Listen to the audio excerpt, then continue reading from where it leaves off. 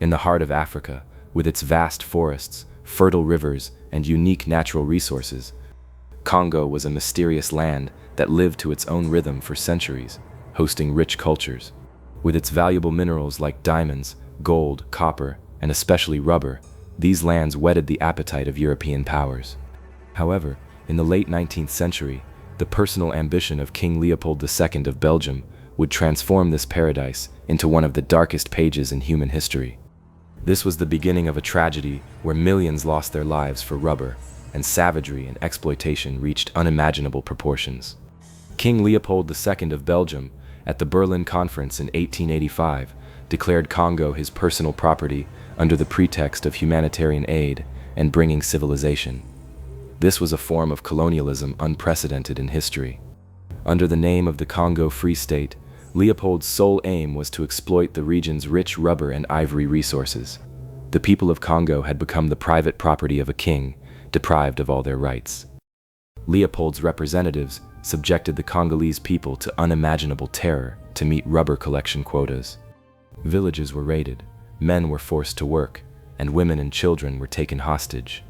Those who could not meet the quotas had their hands cut off, and their families were massacred. During this period, the fertile forests of Congo became a symbol of inhuman savagery and slavery. Any resistance from the local population was brutally suppressed with superior firepower.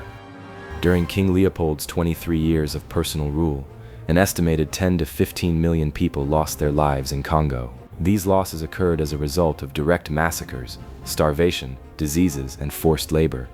Nearly half of the population was wiped out. Congo became the scene of one of the greatest genocides in human history. This period went down in history as Congo's bloody rubber and caused widespread international outcry. As a result of international pressure, in 1908, the administration of the Congo Free State was transferred to the Belgian government, and the Belgian Congo was established. However, exploitation and oppression continued. Belgium continued to use Congo's mineral resources, copper, diamonds, uranium, for its own industry. Education and health services were inadequate, and the political rights of the local population were non-existent. Congo was seen only as a raw material depot, and dreams of independence were constantly postponed. After World War II, the winds of independence blowing across Africa also affected Congo. In the late 1950s, charismatic leaders like Patrice Lumumba emerged. Lumumba called on the Congolese people to unite and fight for independence. Belgium's sudden decision to grant independence caught the country unprepared and led to political instability. However, this was a spark of the Congolese people's desire for self-determination.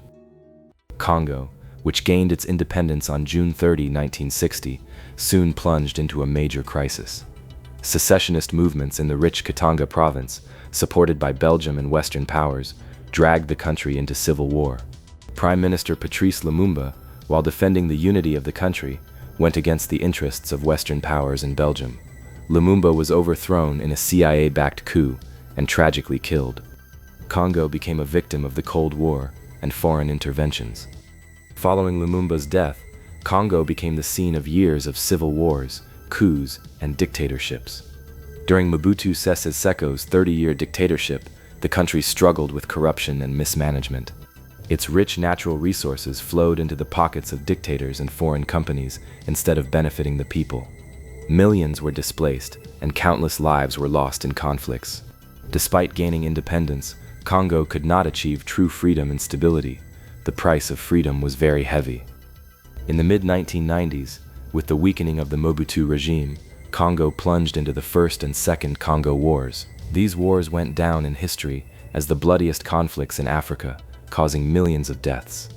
Although Mobutu was overthrown in 1997, ending the dictatorship, instability and conflicts in the country continued. The direct presence of the colonizer had ended, but its legacy continued to haunt the country for many years. Today, the Democratic Republic of Congo is still a country struggling with difficulties. However, with its rich natural resources and young population, it has great potential. With the support of the international community and the determination of its own people, Congo is trying to heal the wounds of the past and build a better future.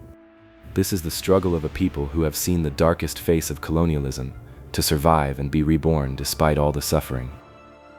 The story of Congo shows that colonialism was not just about economic exploitation, but also how it trampled human dignity and created deep societal wounds. This bloody legacy is still felt in many African countries. So, what fate did one of South America's ancient civilizations, the Inca Empire, face with the Spanish conquerors? In our next video, we will witness the colonial history of Peru and the resistance of an ancient civilization. Stay tuned.